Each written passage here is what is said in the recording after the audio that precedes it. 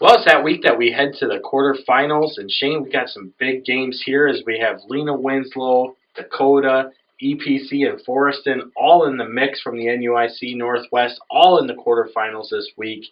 And you take a look at some of the games last week, and we had some real good barn-burning type games, Dakota and Marquette, Milledgeville and Forreston, which actually was a big surprise to a lot of us, ourselves included. Yeah.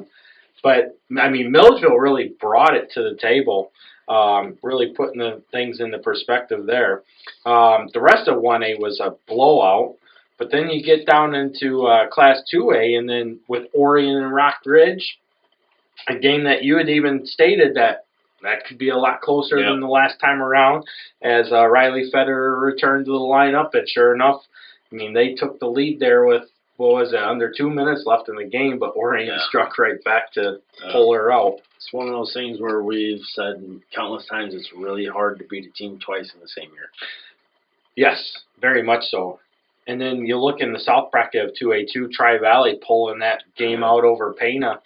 That kind of was expected, though, I think. Yes, in a way, it was. Pana was pretty tough. Obviously, 35-31, I think it was. Yeah. But they came back towards the end of that game. They did, yeah, because Tri-Valley had a bigger separation than that at one point in the game, and Pana put some up just a little too late. Yeah. But anyway, big games this week, though, as Lena Winslow is going to go to Aurora Christian, in which a lot of people are hyping up as the state championship game of the quarterfinals. Down in the south, you've got a big rematch with Camp Point Central and Triopia to get to the semifinals. Another rematch in the north with Dakota and Forreston, obviously, as Dakota tries to close the gap on that 40-20 win back in week 3 for Forreston. And then you take a look at some games in Class 2A, and you got GCMS and Newman. Now, we got some people that are billing that as the state championship game, but I don't think they realize how loaded this 2A quarterfinal bracket is. Yeah. It'll have a state championship caliber game. I don't foresee that being the state championship, though. Right. Now, if GCMS were to win, could they be state champions? Absolutely. I think GCMS has a better chance of winning state than Newman does at this point. So if Newman does squeak one out, they're still going to be even more battle-tested down the road. Oh, yes. I mean, you take a look at one of the posts I put out earlier this week for those that follow our Facebook page, and all 8 teams in the quarterfinals, out of 8 of them, 7 of them have been to the state championship at least one time since 2013. So that's pretty, I mean, for the most part, that's what you see year in and year out. I mean, winning breeds winning. Yeah. I mean, teams have a way of finding themselves back in familiar territory. Right. And then, the other thing that really stuck out was every team was either undefeated or had just one loss, with the exception of Tri-Valley, who came in with where are they at? 4 losses? Yeah, they came into the playoffs at 5-4, so they're in the quarterfinals now. Yeah. So there's a team making the playoffs at 5-4 that can really say 5-4s don't belong. Whatever. And historically speaking, that's a team that generally is playing better at the end of the year. They do. Coach Roop does a great job with Tri-Valley. Obviously, they've been to the state title game twice since 2013. Yeah. So they were there in 13 where they lost to Lena Winslow.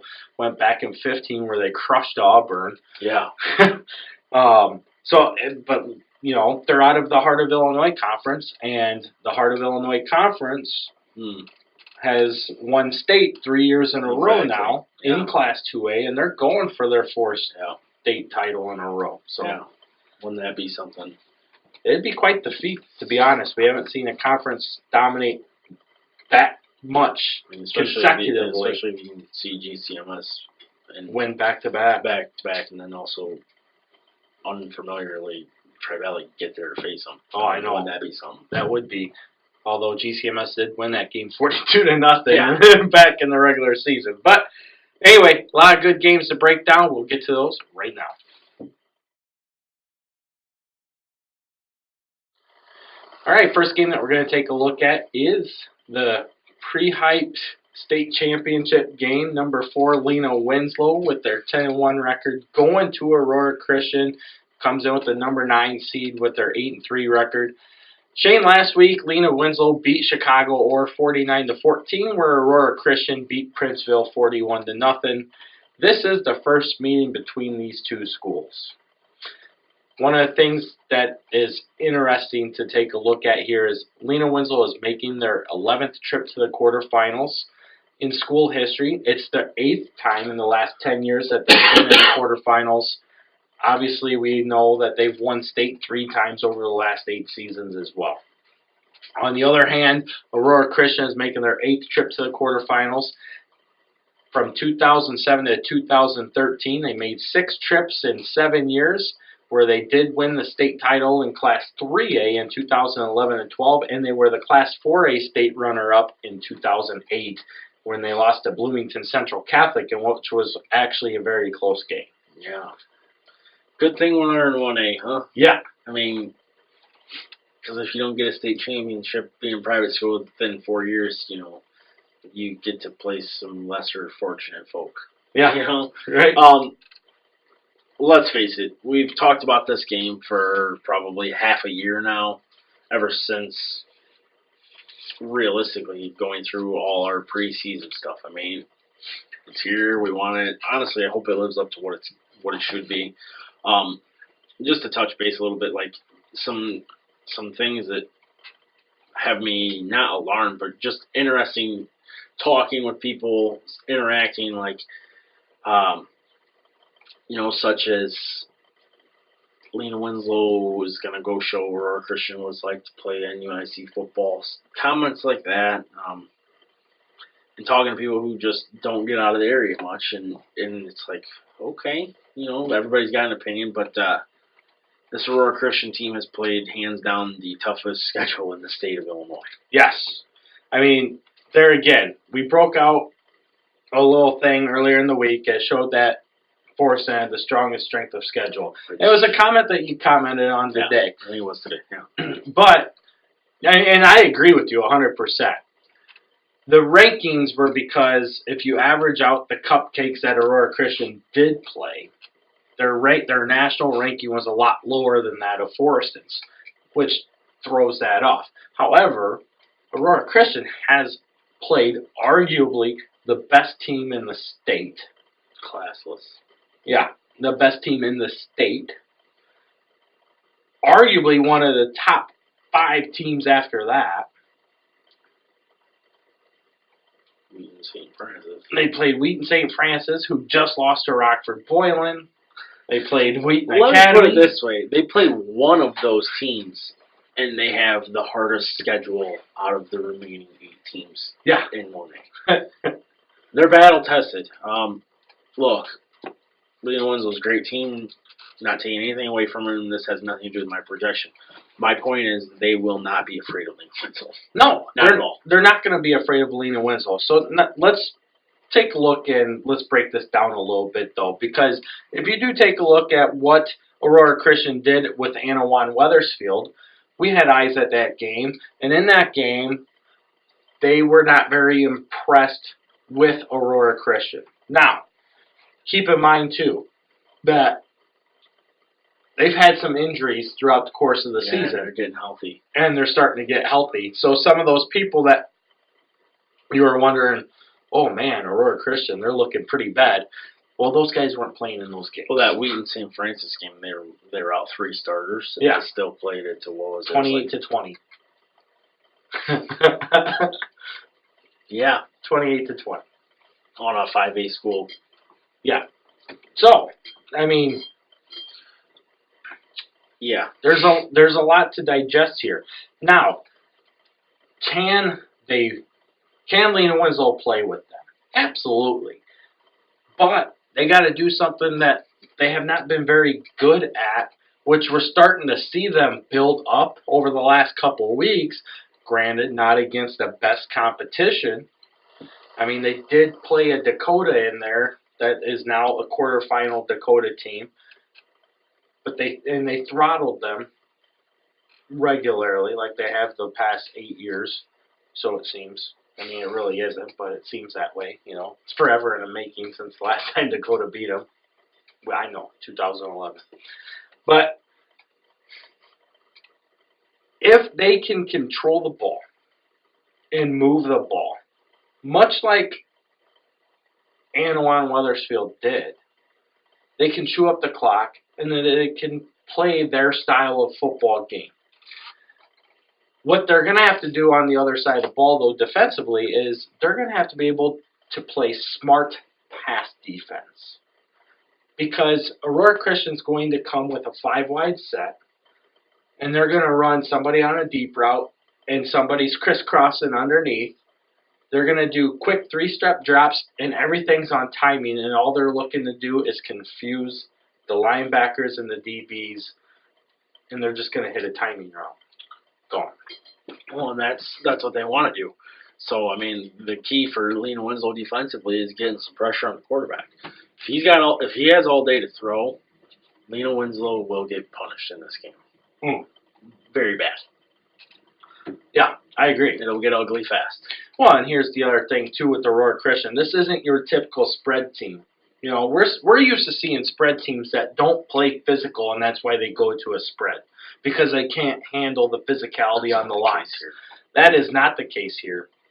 These guys want to hit. They're fast. They're quick to the ball. They're athletic. And they will light you up. I mean, we watched film on their game with Bishop Mack, IC, St. Francis, and Riverside Brookfield. Obviously, Riverside Brookfield is the only one that they beat out of those games, and that's a school with over 1,100 kids in it. Now, Lena Winslow, on the other hand, outside of that, they're going to have to control the ball. That's all it's going to come down to. Ball control and playing responsible defense. They cannot be sucked in, because if they get sucked in, something else is going to happen. Right. The ball's going over their head deep because somebody just burned them on a route. And this isn't a knock on them, but they've held to this point. They've bent and not broke, but the bending that they've done against competition here will not be sufficed with the Aurora Christian. They have to have an all-out better effort, and that concerns me because they haven't shown it to this point collectively. Exactly. I mean, what Lena Winslow has is what most 1A teams do not have, and that's 3 potential Division I players on it. Up front. Yeah. Not a lot of teams have that in Class 1A. But that can be negated in a hurry on a good offensive line in that system. Well, that's just it. A quick passing system, you don't have to be the best at pass blocking. You just have to hold your person long enough so your quarterback can throw. Right. And like I said, AC is not looking to go deep. They're looking for the short intermediate routes that are crossing across the middle. No, and I will say that, but the open ball will, or the deep ball will open up, because Lena Winslow's speed advantage that they've had at this point will not be there this week. Right, exactly. So, the biggest question I keep getting asked, does Lena Winslow have a chance? My honest opinion, absolutely. They absolutely have a chance. They need to take a look, and maybe they have the film, maybe they don't. But I would be definitely looking to see what Anawan Wethersfield did to stay in that game. Because the way that Aurora Christian beat Princeville, and Princeville took it to Anawan Wethersfield. Yeah. Princeville wasn't that great, but they weren't a cupcake. No. In 1A. Right. No, they weren't. But Anawan Wethersfield obviously had the right package to play Aurora Christian. And realistically, that could have been a number of things. I mean, turf team on grass, potentially. A 3 or 4A or whatever A they normally are, playing in 1A, thinking they can just breeze through a round. I mean, regardless of class size, these are still 17-year-old kids overlooking competition. Who we will get to that aspect at another game that we'll preview as potential. You know what I mean? Yeah. It's easy to do. Yeah, it is. It's very so easy. Maybe they needed that close game, and this is their kick up, and they're ready to go now. I don't know. I think a lot of people were guilty in putting a lot into that first round game as far as, okay, write them off, they're no good. I myself included might have said, okay, well, this is, and then they come back and they clock Princeville. Now, I'm not saying that that wasn't expected, and you had made comment how Forreston did that last year, but Princeville is more improved than they were last year. And I don't know that I would be surprised if any of these remaining teams other than Aurora Christian would have clocked Princeville this year. I'll put it that way, if that makes sense. Well, to be honest, the only one I think that would is the team that Aurora Christian's playing this week. Right. So we'll see what happens. I don't know. It's a tough game to pick. It is very tough, but I've had Aurora Christian in my bracket since it went out, and I remember last year with Coach Aaron telling us, "You dirty little rottens, you guys always pick against us. Keep doing it though, because we keep winning." So guess what, Coach? I'm picking against you. I'm taking AC in this one. And I had Lena Winslow in my bracket going back to back. It's hard to do that if you don't win here. So I'll take the Panthers on the road.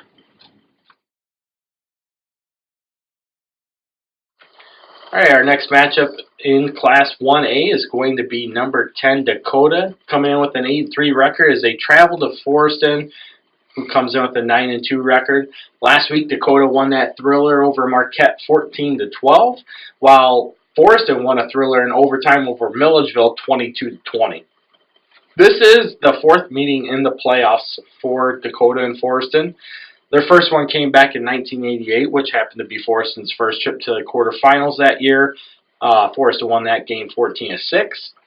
Then they met up again in the quarterfinals in 2011, where Dakota won 16-9 after getting spanked by Forreston in the regular season, which propelled Dakota their state championship in 2011.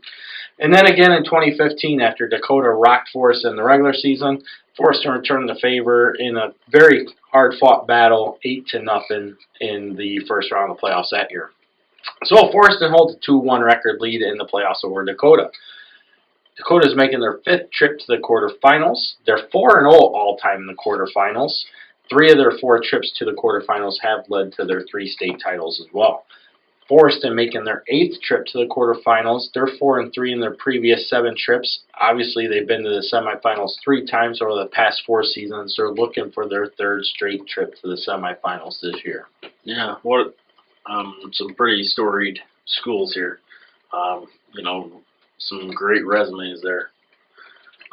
It's interesting that you bring up past results here, because I was talking to somebody, I think whether it was you or somebody on the message boards, and it's like the last 2 times these teams have met in the playoffs have gone completely opposite, and they weren't close regular season games. No. Now, that has no bearing in this year, but I just find it interesting because the first meeting between these teams was a ass-kicking. Yes. So, I mean, if you look at that, the storyline's there, if you want it. You know what I mean? It's just one of those pretty cool things to look up. No, it is, and you're absolutely right, because, I mean, you take a look at 2011, both Dakota and Forreston at that time were state championship caliber type teams. You take a look at 2015, in my opinion, obviously Forreston was the defending state champs, but Dakota that year was the better team. But Forreston came out on top with a game, and they won 8-0 in a very hard fought game. And the thing with this is, I mean, that was week 3 of this year. A lot has changed there, especially seeing. So was 2015. Right. Yeah. Just a little more irony to it. I mean, yeah, 2 teams going in completely opposite directions at that point in the season. But this year, I mean, Forreston's kind of maintained. That was probably their best game of the year in week 3, and Forreston's kind of maintained this baseline going forward, where Dakota's kind of been up and down, and that game was what propelled them to make the changes that they've made. You had Coach Free really focusing on offense after that point, and putting in some twerks that, let's be honest, they don't put them in. You don't put in the option, they don't beat Marquette. Right. And that's really allowed him to help there, where Dan Sheets is taking over as defensive coordinator, and that's their defense against the run has improved there as well. No, it has. I mean, we've given Coach Sheets some slack over past defense the past couple weeks, and I still feel that Dakota's pass defense is improved for sure, but there's still some gaps there that need to be resolved, and they're not big fixes. They're 1A gaps. Yeah, right, exactly. But like you said, their run defense, man, it has come big time. And if Dakota can bring that same intensity, that same level of play of shutting the run down, Force is going to be in trouble this week. Yeah, I would agree with that. And, you know, I'm not sure what exactly I mean, Milledgeville's a good team, but that did not go the way that many of us had thought. And I don't know if that was for a number of reasons. The fact Forreston hasn't played anybody in 7 weeks, or they overlooked them, or whatever the deal is. My point is, you get to this point in the year, you don't apologize for playoff wins. You won the game, you forget about it, you go forward. You're not here to impress people, you're to win and go home. Right. And that's what they did. You can't fault them for that. So, yeah, I mean, that opened the eyes for a lot of people, and, I mean, I don't take anything out of it. That game's over. It is. I mean, Dakota did everything that they had to do to win last week. They held the ball for 34 of the 48 minutes, which is pretty damn impressive, if you ask me. They made big stops on defense when they had to, especially Trey Engelbrecht blitzing in on the 2-point conversion and just taking Comater down like he was nothing. That was huge momentum right there. And it still had 6 minutes and 10 seconds left on the clock. And somehow they converted 3 third-down opportunities on that drive to keep the ball out of Marquette's hands. Well, and that's something we talked about off film here. They moved Engelbrecht to fullback, which was the first time all year. Right. Yeah. I mean, it's one of those things. You got to do things different in the playoffs to get the playoff atmosphere to go in your favor. You got to make changes, especially like this week. You're going up against a team that is very familiar with you. Yep. Yeah, Diddick's gone, but the rest of the staff's not. Right. They're still there. They know exactly what Dakota wants to do. And that's something that's kind of gotten lost here over the past few weeks. You know, Forreston got off to that. I mean, realistically, they had a couple bad games against EPC and Lena Wenzel, but a lot of people kind of put Forreston back into the same old after that throttling that they had against Dakota. I mean, let's face it, going into this season, we expected Forreston to kind of be down. We expected Dakota to be here. We expected Lena Wenzel to be here. I don't think we expected Forreston to be here. No. But they're here. And to be honest, didn't expect Forreston to be here until the brackets came out. Right. That's when we, depending on the draw. Right. But you knew they'd be here by the time you saw them earlier this year. Oh, yeah. And, you know, that speaks for coaching and the development that the kids have bought into the same system, but it's working. Yes. And that's, you know, people ask all the time, well, why are Lena Winslow and why are Forreston always at the top? Why is EPC always there? There's a reason why. They have a program. Every coach in the entire organization, the system, they breed it. You know, if you go to Forreston High School and watch their football team work out, come basketball season, they're going through the same workout. Come baseball season, they're going through the same workout. And they're doing it throughout the course of the school year. They're not just going in for summer workouts. The days of just going in for 3 months in the summer are gone. If that's what you're relying on to be successful on a football field come November, you might as well kiss your dreams goodbye because everybody else is out working you. That's just it. And that's what we've come accustomed to up here. Right. I mean, you get further south and more schools are basketball-driven schools. Well, I mean, even here, I mean, people are like, well, you know, we got it on the north, the big side, small side. Okay? The only difference between big side, small side, and I'm not saying that the small side doesn't work hard. It's just that the big side works that much harder. Right. They're doing it all the time. Well, how do I know this? Because I watch these kids. I watch their programs. I talk to the coaches. I know a lot of people that people don't even realize I know. And their workout programs vary all the time. the consistency with that the Lena Winslows and the Forrestons and the EPCs are doing, that's why they win. That's the only reason why they're winning. It's not because they got some magic kids coming in. It has nothing to do with that. This isn't parochial schools here, recruiting and whatnot from the suburbs. Where they have annual D1 players somewhere coming down the line. Right. But no. You're building that success, though. Yeah. I mean, look at Parker McGee, for instance. He wasn't even thought of as a D1 prospect until this year. It's his senior year. Where'd that come from? You know? Right. I mean, yeah, did he have the ability? Absolutely. But he's been working it all the time. It just doesn't come in the summertime. You don't get there in the summertime. Right. I agree. And, you know, to kind of get back to the matchup itself here a little bit, you know, we've stated before how we've thought that Forreston has kind of lived in Dakota's head here as of late, and that's been proven. Very much so.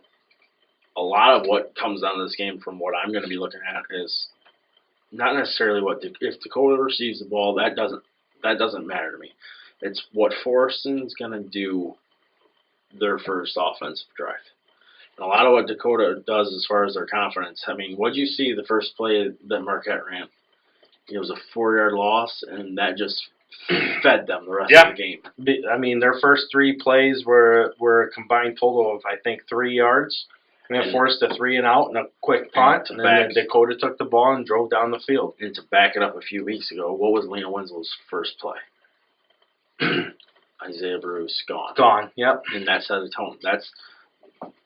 That is important. I'm not saying that the first play, but the first drive is critical if you're a Dakota person.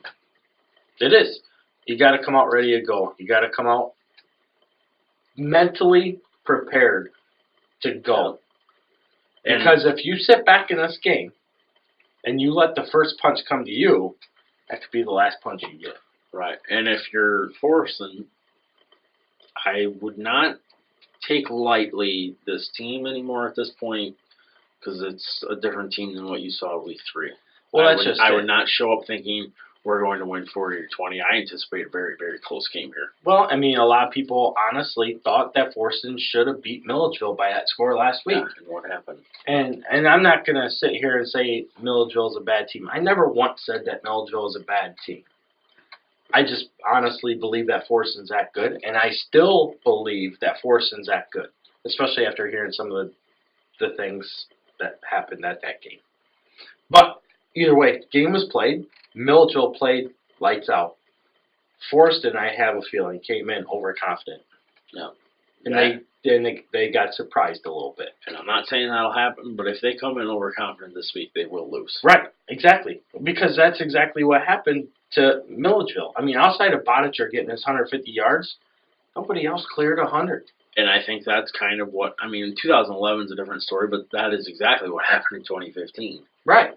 Someone was overlooking someone and they lost. Yeah. 2011 was more of what it should have been. Yeah, exactly. Because the first time around it was Dakota overlooking Forreston. Yeah. Because they were cocky, arrogant, whatever. Very you name good. it. Yeah. This game, I agree. If Forreston comes in overlooking, Dakota's going to come away with another, I don't want to say Cinderella, but you can say Cinderella-type win. Because at this point, you're playing with house money. Yeah. And a team like that at this point in the stage scary. is very scary. Exactly. I like Dakota's opportunity in this games, but I still like Forreston at home. Yeah, and my bracket, I took Forreston beating Dakota. I was probably one of the few that had Dakota even making it to this point. I will agree. I had Marquette at this point. But not to be a homer, I think I like the Indians' mojo. I'm going to take them on the road.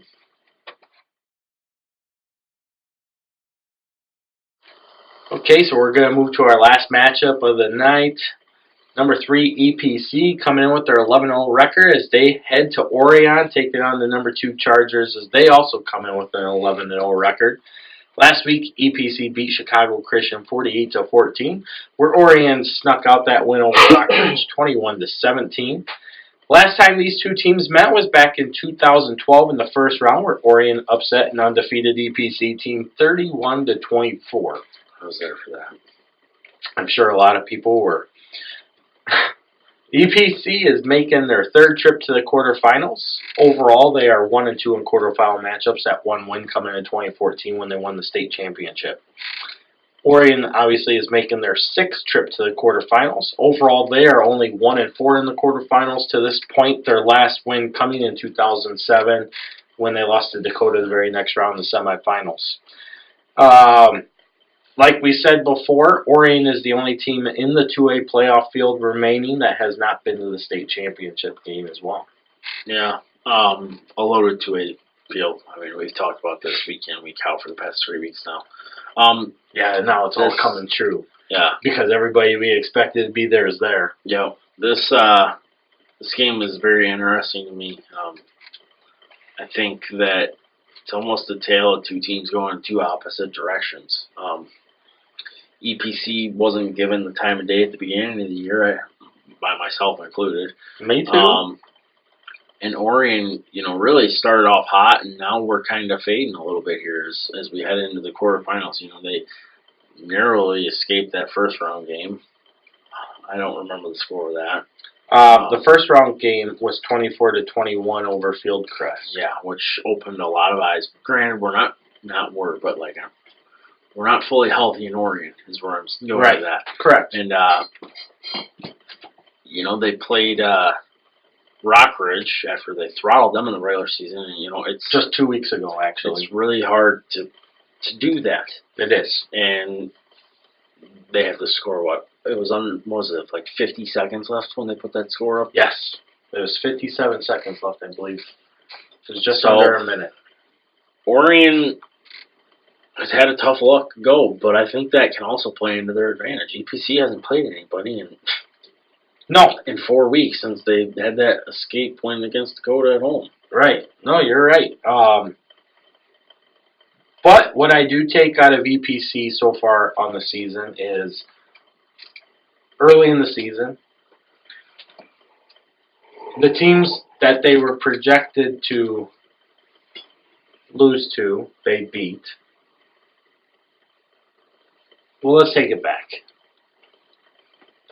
So, obviously, preseason, I had EPC projected at 7-2. Mm-hmm. Their two losses were going to be to Dakota and to Lena Winslow. As the season started, and after Forreston just throttled Dakota like we did not expect to see, we're like, whoa. Obviously, the Cardinals haven't fallen off, and EPC's going to get lit up here. And EPC returned the favor instead. Yeah. Then they follow that up the very next week, go into Lena, and beat the Panthers at home in a very surprising game. One that could have probably gone even bigger in favor of EPC. Could have. Yeah, they had that touchdown. Realistically, should have been up 14-0, but you celebrate too early and you fumble and the ball goes out at the end zone. I bet he learned his lesson on that one. That is hands down the worst high school play I have seen around here ever. And as close as that game was, Lena Winslow still had a chance to win at the end of the game as poorly as they played. Yeah. My point is this. You were saying that they beat the teams that they should have, but they also had some games in there where it really made you wonder. That game against Amboy at the beginning of the year, people were like, well, what's CPC? And, I'm pretty sure I was guilty of saying, well, they're just not that good. Because that was real early in the season. That might have been the second game of the year. Yeah. So it's like, okay, maybe they're not that good. They only beat East Dubuque 28-0. Right. We expected a bigger gap there. Right. And then they have that week 8 game. They take care of business throughout the season. And they have week 8 game against Dakota, and they're trailing 10-0 at halftime, and they go on to win.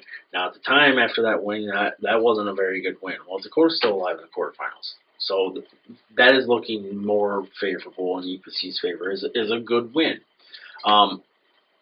You finish off with Polo. Was it Polo? Yeah. Yep. And now you played 2 cupcakes. Let's be real. EPC hasn't had to play anybody in a long time. And the thing that kind of makes me laugh a little bit here, I've seen, they're good friends of ours who comment on our stuff, but Well, EPC starters will be rested, and Orion's a better play. I don't give a shit. These are high school kids. It's week to week. The kids that haven't played, the starters who haven't played for EPC that you have, aren't automatically going to just be better because they didn't have to play half football. It's the playoffs. Right. Just because Orion's had to play more games doesn't mean that EPC's will have an advantage for 2 running clocks. Right. Like, that has no bearing whatsoever. No, I mean, more times than not, you see the teams that are supposedly well-rested Flop. Right. Because the more battle-tested teams have been through that, and they know how to overcome that adversity. They know how to win. Yes. Now, I'm not saying that EPC does not know how to win. Correct. Because they do know how to win. I mean, obviously, the senior class is a senior class that we've been talking about for 4 years now. Yeah. Their time's come due. And they're proving it right now. And right before our eyes, they are doing everything that we did not expect that they would because they hadn't lived up to their potential until now. Yeah. So, with Orion, they're going to have a very tough team that they're facing. There's no doubt about it. Orion's been ranked in the top 3 all season long. I even had them number 1 for 1 week after they beat me. You may have. I did not have them at number 1 or 2. I mean, they were up there. I've had Maroa at number 1 all year until GCMS dropped in, and then I moved GCMS to number 1. But even without Lee, Orion is still a very good team. Yeah, Orion is very good. And I haven't heard anything. I know if they make it, he'll be back next week. I don't know if we're ahead of schedule and he's available or not, but I have not heard anything and where that he might is be actually ahead of schedule where he is going to make an appearance in this game. What I could see happening is if he is somewhat close to healthy, and we dress him. Yeah, they could dress him and make him look like he's playing. Right, exactly. A mind game. Right. And I mean, we've seen teams over the years who've had significant injuries. All of a sudden, you don't hear anything, and then Saturday morning, warm-ups, there he is, he's ready to go. Yeah. And that's possible, too. It is. But, it wasn't that long ago that he had his injury. I don't see him being ready this game. And to be quite honest, I think it would, with where his future's going, I think it would be dumb to bring him back in this game. Bring him back when he's ready and healthy to come back. And I think that Orion would do that. They got pretty good coaches down there that are been there for quite a while now, and they're pretty smart. And this isn't a knock on EPC, so don't take it that way, but they don't have to have him for them to win this game. No, they don't. But EPC isn't no lackluster team either. I mean, yes, have they surpassed expectations? Yeah, absolutely they have. I mean, they're the NUIC Northwest Conference champion. Nobody thought that they were going to be conference champions. Even if they had gone 8-1. Nobody expected them to be conference champions. Lena Winslow was the pick from the beginning of the year. So when EPC won that game, you knew right then and there that their only potential upset from that point forward could have been that Dakota game. And they damn near blew it. But they came out in the second half, and they put a whooping to Dakota in the second half of that game. One that, you could sit here and argue that Dakota tried to lose that game. Or weren't playing to win, but playing not to lose. I think that game served both teams well. I agree. So, what I do like about EPC, especially with Coach McNutt here, is he has made them more versatile. He can spread them out and use Smart Jesse to throw the ball. He can bring them in tight and use the Kemple boys to run the ball and then throw in Braden Heron. You got a big tight end receiver and Lucas Peterson as well. On the ball. Yeah, yeah. And then they have a strong, powerful line. I mean, this isn't a line that's weak by any stretch of the imagination. These kids are strong. Right. They may not be the biggest, but they're certainly not going to back down, and they're not going to back down. They're not going to go in here intimidated because they're playing the Orion Chargers. Just like Orion's not going to be intimidated that they're playing EPC. Right. And then, yeah, I mean, that's the track hold. I mean, the track has had the hold for a while now in 2A, other than that 2014 run. Right. But as far as the mentality of EPC, I could see if this was against Newman, you would worry about that psychological effect because, let's be honest here, as great as that 2014 team was, they don't win if they face Newman. Right. They avoided that, and they win the state championship. If they happen to face Newman again, we'll see if that's still in the program or not. True, and to be honest, I mean, obviously those things do move as the program moves. I mean, you get a different era of kids in. You're starting to get removed from that. Yes, exactly. Now, the thing I do worry about is parental influence has a lot when it comes to kids believing if they can or cannot win. Right. You know, mom and dad, keep it quiet at home. Yeah, exactly. Don't, even if you think that they can't win, shut up. Tell them that they can. Yeah. Shut your pie holes. Tell them that you guys are going to do great because that's what you're going to do. You've done it all year. And not to wrap this up too soon, if you still have points to make, as well as EPC has played and as poorly as Orion has played and all that goes into this game, you know, I really liked the draw that EPC had coming into this. You know, the 3 seed suited EPC very well. The only thing that threw off the 3 seed was the fact that Rockridge won their first game, so that they had to, Orion had to go to Rockridge. Otherwise, this game would be an EPC, and that might determine my pick. But I'm not going to shy away from it now. I picked Orion in my bracket, and I'm still going to stick with the Chargers here. Yeah, I agree with you. I had EPC in the quarterfinals, along with Orion, Newman, GCMS, St. Teresa, Tri-Valley, Maroa, and Tuscola. So the quarterfinals are exactly where I had expected them to be. My pick in this game is also Orion on my paper. I do like EPC's chances, even though they are on the road. But I think you're going to see a very close game. I think Orion's going to do just enough to pull it out at the end.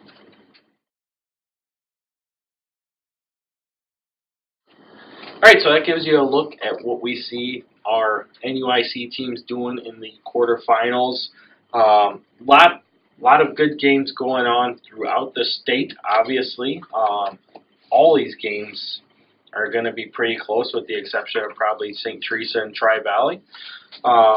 Even down in the south part of 1A, I can see Argenta Oriana and Central A&M having a very good game. Obviously, CPC and Triopia, first time around, it was 38-7 in favor of CPC. I don't see that big of a score gap between those two teams this time around.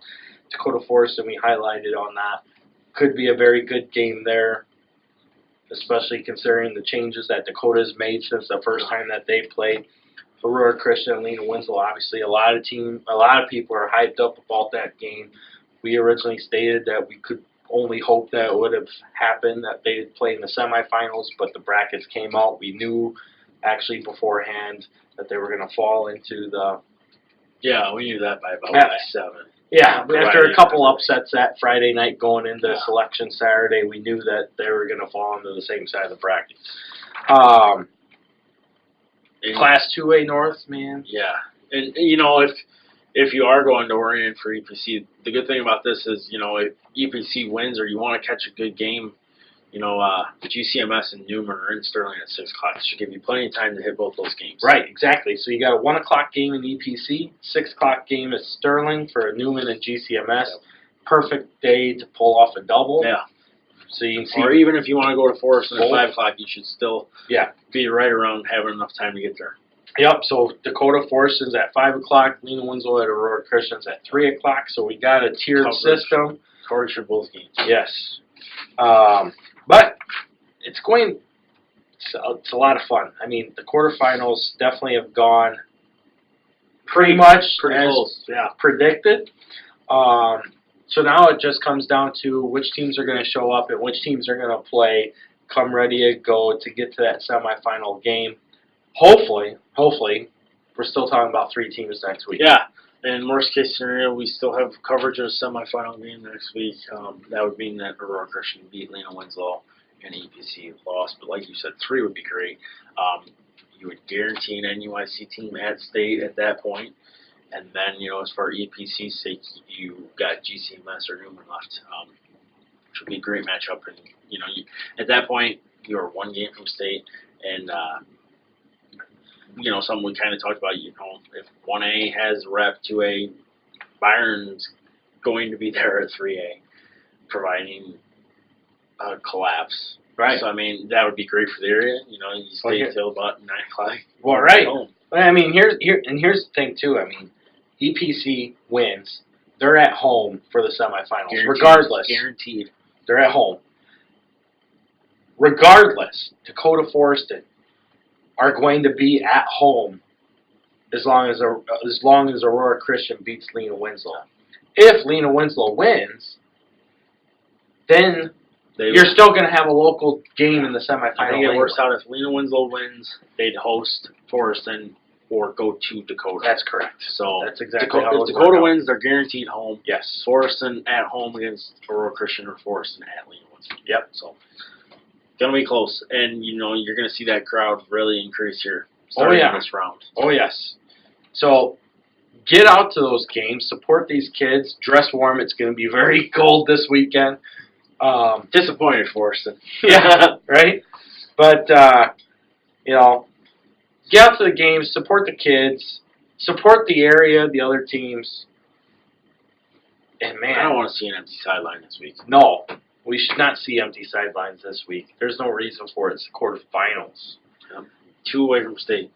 Yeah, and great games at that. Yeah. So anyway, get there. Have fun, cheer on the NUIC. As always, root for the NUIC.